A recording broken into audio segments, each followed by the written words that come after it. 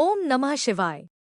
प्रिय भक्तगण, आज मैं आपको एक कथा का श्रवण करा रहे हैं जिसे सुनने मात्र से आपके जीवन में सुख संपत्ति और धन की वर्षा होगी। आपके जीवन के सारे कष्ट दूर हो जाएंगे। सावन माह के शुक्ल पक्ष की पंचमी को नाग पंचमी के रूप में मनाया जाता है। इस दिन नागों की पूजा की जाती है और कच्चा दूध चढ़ाया जाता है। ऐसा करने से सर्पदंश से आपकी रक्षा होती है और आपके घर में धन धान्य में वृद्धि होती है। मान्यता है कि नाग पंचमी का व्रत रखने से भक्तों की सभी मनोकामनाएं पूरी होती हैं। नाग पंचमी की पूजा के साथ भक्तों को कथा का श्रवण अवश्य करना चाहिए। नागपंचमी की सबसे प्राचीन कथा। प्राचीन काल में एक सेठजी के 7 पुत्र थे। सातों के विवाह हो चुके थे। सबसे छोटे पुत्र की पत्नी श्रेष्ठ चरित्र की विदुषी और सुशील थी, परंतु उसके भाई नहीं था। एक दिन बड़ी बहू ने घर लीपने को पीली मिट्टी लाने के लिए सभी बहुओं को साथ चलने को कहा तो सभी धलिया और खुरपी लेकर मिट्टी खोदने लगी। तभी वहां एक सर्प निकला, जिसे बड़ी बहू खुरपी से मारने लगी। यह देखकर छोटी बहू ने उसे रोकते हुए कहा, मत मारो इसे, यह बेचारा निरपराध है। यह सुनकर बड़ी बहू ने उसे नहीं मारा। तब सर्प एक ओर जा बैठा। तब छोटी बहू ने उससे कहा, हम अभी लौट कर आती हैं, तुम यहाँ से जाना मत। यह कहकर वह सबके साथ मिट्टी लेकर घर चली गई और वहां कामकाज में फंसकर सर्प से जो वादा किया था उसे भूल गई। उसे दूसरे दिन वह बात याद आई तो सबको साथ लेकर वहां पहुंची और सर्प को उस स्थान पर बैठा देखकर बोली, सर्प भैया नमस्कार। सर्प ने कहा, तू भैया कह चुकी है, इसलिए तुझे छोड़ देता हूँ, नहीं तो झूठी बात कहने के कारण तुझे अभी डस लेता। वह बोली, भैया मुझसे भूल हो गई, उसकी क्षमा मांगती हूँ। तब सर्प बोला, अच्छा, तू आज से मेरी बहन हुई और मैं तेरा भाई हुआ। तुझे जो मांगना हो मांग ले। वह बोली, भैया मेरा कोई नहीं है, अच्छा हुआ जो तू मेरा भाई बन गया। कुछ दिन व्यतीत होने पर वह सर्प मनुष्य का रूप रखकर उसके घर आया और बोला कि मेरी बहन को भेज दो। सबने कहा कि इसके तो कोई भाई नहीं था, तो वह बोला, मैं दूर के रिश्ते में इसका भाई हूँ, बचपन में ही बाहर चला गया था। उसके विश्वास दिलाने पर घर के लोगों ने छोटी को उसके साथ भेज दिया। उसने मार्ग में बताया कि मैं वही सर्प हूँ, इसलिए तू डरना नहीं और जहाँ चलने में कठिनाई हो वहाँ मेरी पूंछ पकड़ लेना। उसने कहे अनुसार ही किया और इस प्रकार वह उसके घर पहुँच गई। वहाँ के धनैश्वर्य को देखकर वह चकित हो गई।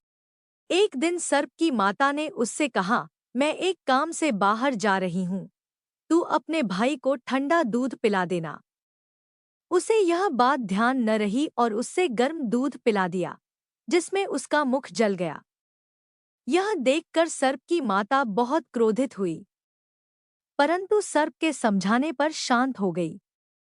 तब सर्प ने कहा कि बहन को अब उसके घर भेज देना चाहिए। तब सर्प और उसके पिता ने उसे बहुत सा सोना, चांदी, जवाहरात, वस्त्रभूषण आदि देकर उसके घर पहुंचा दिया। इतना ढेर सारा धन देखकर बड़ी बहू ने ईर्ष्या से कहा, भाई तो बड़ा धनवान है, तुझे तो उससे और भी धन लाना चाहिए। सर्प ने यह वचन सुना तो सब वस्तुएं सोने की लाकर दे दी। यह देखकर बड़ी बहू ने कहा, इन्हें झाड़ने की झाड़ू भी सोने की होनी चाहिए। तब सर्प ने झाड़ू भी सोने की लाकर रख दी। सर्प ने छोटी बहू को हीरामणियों का एक अद्भुत हार दिया था।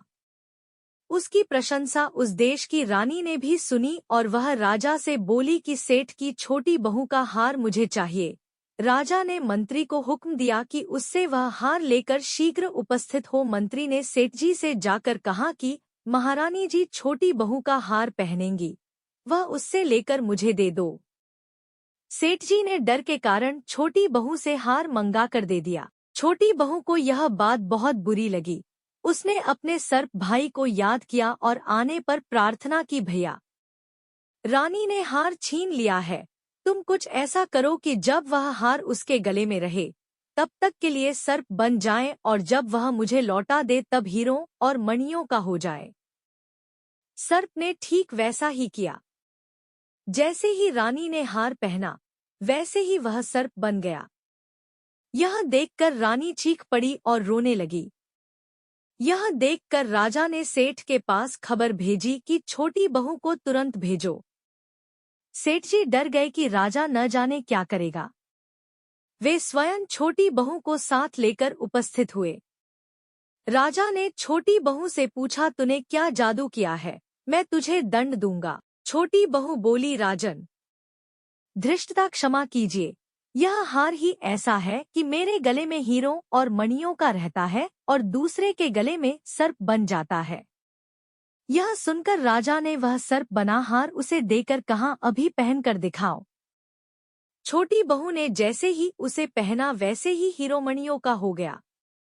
यह देखकर राजा को उसकी बात का विश्वास हो गया और उसने प्रसन्न होकर उसे बहुत सी मुद्राएं भी पुरस्कार में दी। छोटी वह अपने हार और इन सहित घर लौट आई। उसके धन को देखकर बड़ी बहू ने ईर्ष्या के कारण उसके पति को सिखाया कि छोटी बहू के पास कहीं से धन आया है। यह सुनकर उसके पति ने अपनी पत्नी को बुलाकर कहा, ठीक ठीक बता कि यह धन तुझे कौन देता है। तब वह सर्प को याद करने लगी।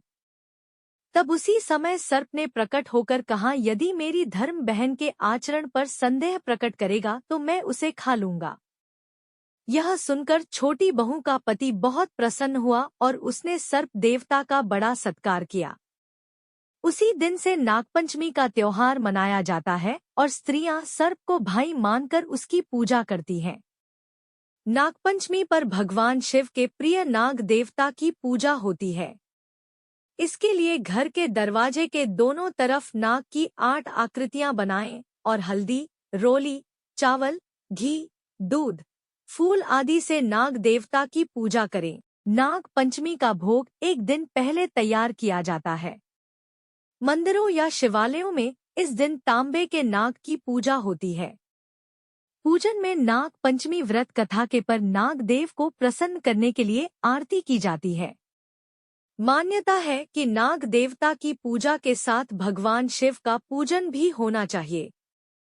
साथ ही इस दिन रुद्राभिषेक कराना शुभ फल देता है। ओम नमः शिवाय।